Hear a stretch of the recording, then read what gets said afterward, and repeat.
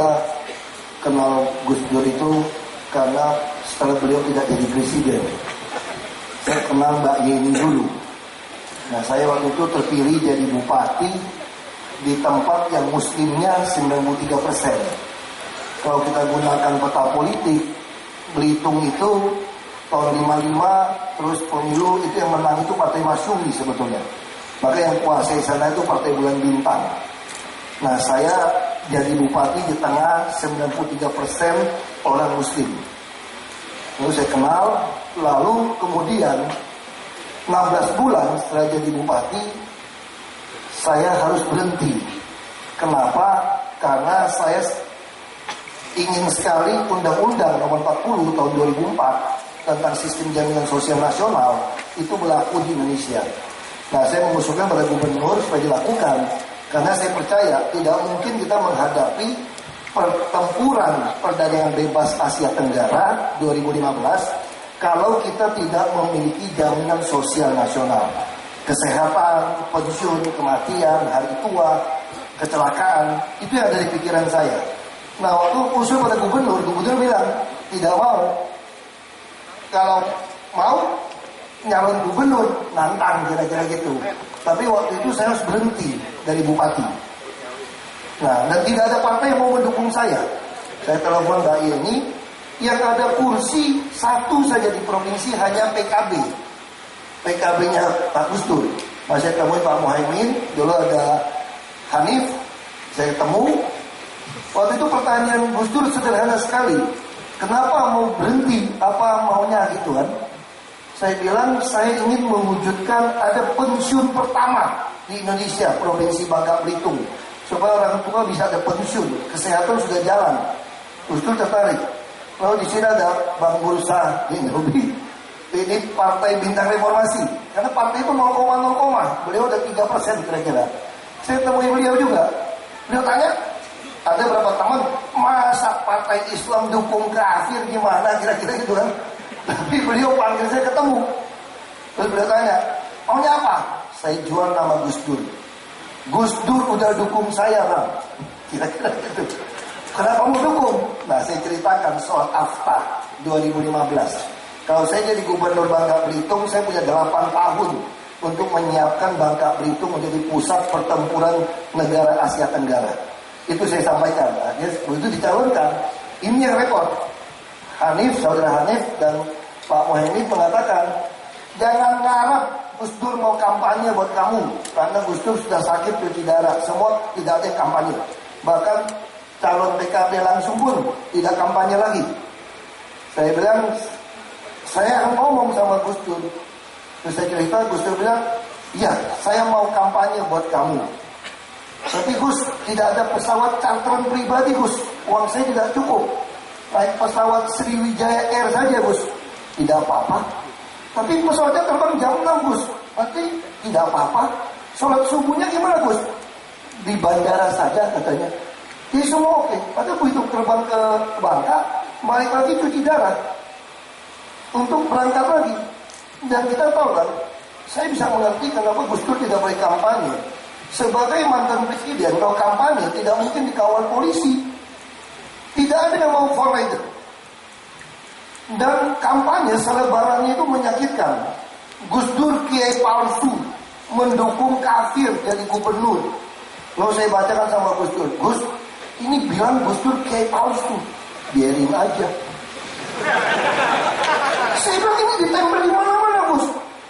Tidak ngerti Islam itu katanya, tidak ngerti Al-Quran. Islam tidak begitu kata beliau. Itu yang itu tidak ngerti isi Al-Quran, biarin saja kata Gus Dur. Ya Gus Dur aja begitu, saya sebenarnya agak marah itu ya. Karena tempelin kemana-mana kan, kafir menang, kami jihad, mau bakar toko-toko, mau bakar gudang-gudang. Nah begitu dicurangi, Gus Dur waktu itu tidak terima.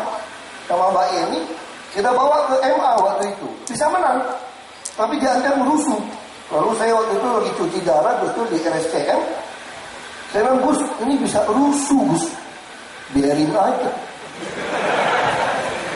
Kita kirim 2000 banser waktu itu katanya.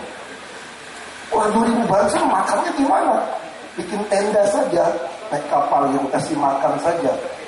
Saya bilang, Gus, kalau nanti banser, nanti bisa mati orang lagi. Saya bilang, ribut. Gus Dur bilang, nggak mungkin katanya, nggak berani lawan banser, kira-kira gitu kan. Tapi saya bilang, Gus, lebih baik janganlah Gus. Nanti orang mati gara-gara saya pengen jadi gubernur. Terus Gus Durnya diem. Terus saya bilang, Gus, orang Tionghoa, turunan Tionghoa belum bisa lah Gus jadi gubernur. Gubernur itu cuma 33 Gus di tanah air ini. Terus beliau diam, dia bilang begini, siapa bilang jadi presiden aja bisa kamu, katanya. Itu Gus Dur kasih semangat. Jadi kalau orang bilang saya berani berpolitik hari ini, ya karena Gus Dur yang kasih saya semangat, kasih saya keberanian. Kalau sudah gagal, ada radio Hutan Kayu menyelenggarakan talk show tentang SDSN, Sistem Jaminan Sosial Nasional. Dan Gus Dur ngajak saya lagi bicara bahwa kita penting punya SDSN. Dan kita bersyukur hari ini, tahun depan 1 Januari 2014, negara kita akan pertama kali melaksanakan SDSN, BPJS. Dan inilah cita-cita Gus Dur, supaya setiap orang punya keadilan sosial, bukan bantuan sosial yang hanya dibantu ketemu, tapi setiap warga punya jaminan kesehatan, jaminan pensiun. Nah, itu yang Gus Dur ingin lakukan. Makanya Gus Dur selalu katakan, saya ingin lihat ada gubernur Tionghoa pertama, dan itu adalah kamu yang bisa melaksanakan SDSN dengan baik. Makanya hari ini saya merasa tetap berhutang pada Gus Dur. Saya bukan habitat saya di dunia politik, jujur saja. Saya hanya ingin melihat ada keadilan sosial di negara kita. Ada sistem jaminan sosial nasional. Sehingga saya boleh kembali lagi jadi pengusaha. Lebih bebas. Pengusaha yang tidak diperes-peres lagi, tidak ditekan-tekan lagi. Karena negara ini akan lebih baik. Nah, tentu saja saya sangat yakin Gus Dur sangat mempengaruhi cara saya berpikir. Dan saya masih ingat waktu itu ada tim sukses saya mengatakan, bagaimana kalau Pak Ahok jadi mu'alaf saja untuk menang? Pasti 70% pilih. Karena Pak Ahok gak ada cacatnya. Cacatnya cuma belum jadi mu'alaf.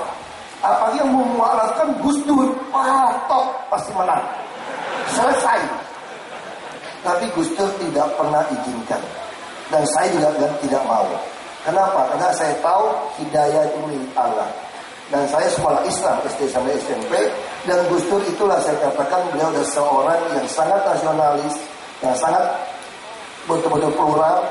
Dan dia tidak pernah menggadaikan agama demi sebuah jabatan politik. Ya.